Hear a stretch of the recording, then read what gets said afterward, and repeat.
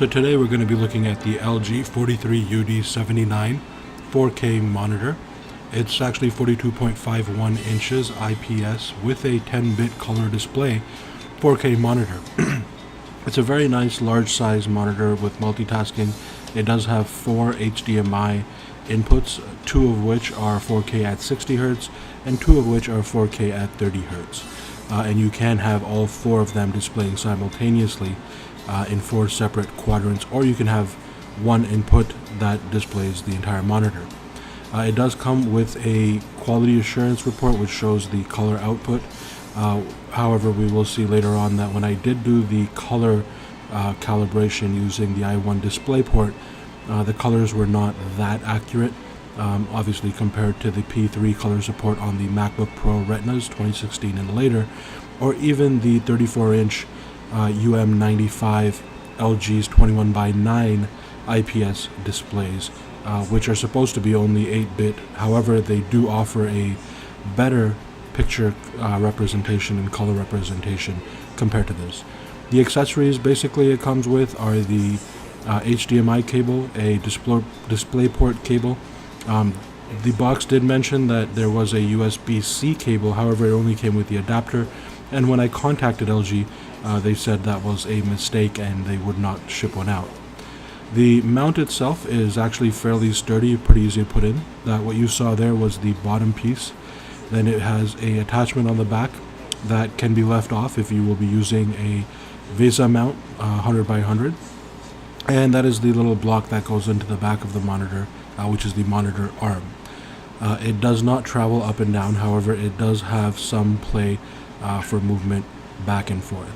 The monitor itself is somewhat heavy. It is not a light monitor, so I wouldn't look to this as a flush wall mount type of monitor. It does require about, I would say, 2 to 3 inches of space. Also, because the inputs are horizontal, they do require some space to be left, but not as much as if they were a vertical mount plug type.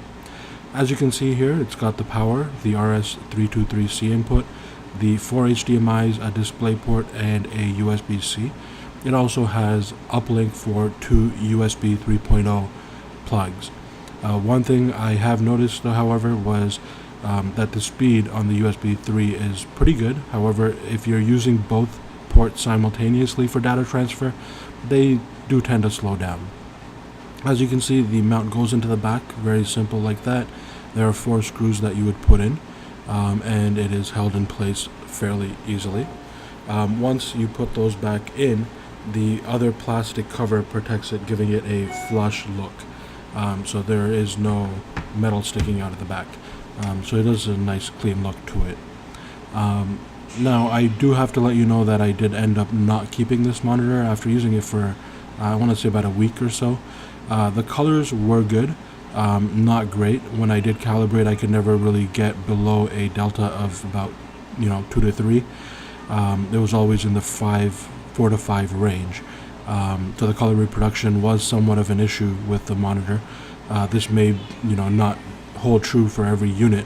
However, for the unit that I had received, I did send it back because I believed it wasn't of high quality. Compared to the more expensive LG 34-inch non-4K monitor that I use on a regular basis. The screws are pretty easy to put in. As you can see, I'm just using my hand there to put it in. They do come with the Allen wrench required to tighten them further. It is a good idea that you do, because there is some play with the monitor that you can tilt, so you do want it to fit fairly securely. As far as the USB-C port goes, unfortunately it's not really able to charge the MacBook Pro Retinas, or the late 2016, early 2017 MacBook Pro Retinas, the 15-inch especially. I did test the output and it seems like it is enough to charge cell phones and so forth. So that may be something for people who have like the Note 8 or Galaxy. However, for any of the laptops, it will not actually charge your laptop. You will have to have it plugged in using the original or a secondary charger to be able to charge it. The inputs are fairly straightforward, fairly easy. Of the 4 HDMI inputs, 2 of them are 4K at 60 Hz and 2 of them are 4K at 1080p. So now, as you can see here, while I'm doing the color calibration, trying to get the color matched, it was not the best. Delta was much closer to 4.